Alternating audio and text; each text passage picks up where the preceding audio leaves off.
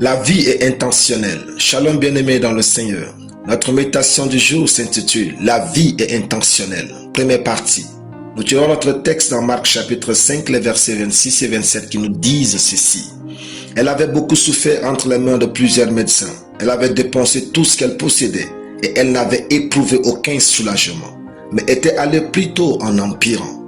Ayant entendu parler de Jésus, elle vint dans la foule par derrière et toucha son vêtement. Alléluia. La vie ne vous doit rien si vous ne l'exigez rien. La femme à la perte de sang a agi avec intention. L'intentionnalité est le fait de diriger ses pensées, ses désirs et ses actions vers un but précis.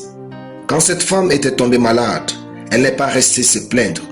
Pendant 12 années de sa vie, elle n'a cessé de chercher la guérison. Elle a visité plusieurs médecins sans obtenir gain de cause. Le problème n'était pas la médecine, mais c'était son cas qui nécessitait un autre type de science, la foi en Dieu. Cette femme a agi intentionnellement pour aller mieux. Or, beaucoup d'enfants de Dieu aujourd'hui ne font rien et espèrent qu'un jour tout ira bien. C'est du mensonge, car demain ne peut pas être mieux si vous ne faites pas mieux aujourd'hui. Il faut arrêter d'attendre quelque chose de mieux dans la vie lorsqu'on ne fait rien de mieux. Parce que la vie ne répond qu'à ceux qui font quelque chose. Et cette femme a su être intentionnelle pour être guérie. Elle a posé délibérément un acte motivé par l'espoir et la foi pour atteindre Jésus.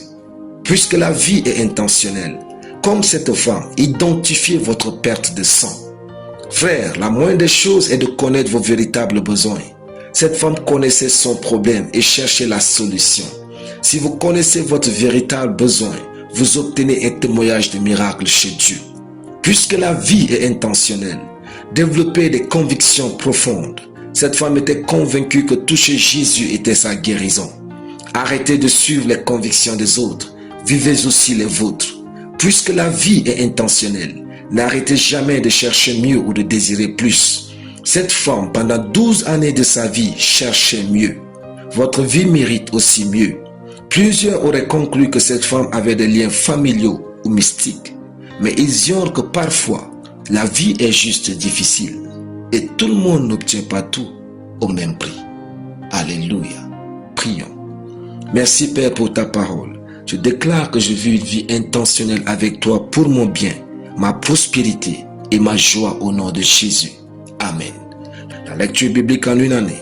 Esdras chapitre 4 à Esdras chapitre 6. Soyez bénis. C'était le pain du ciel.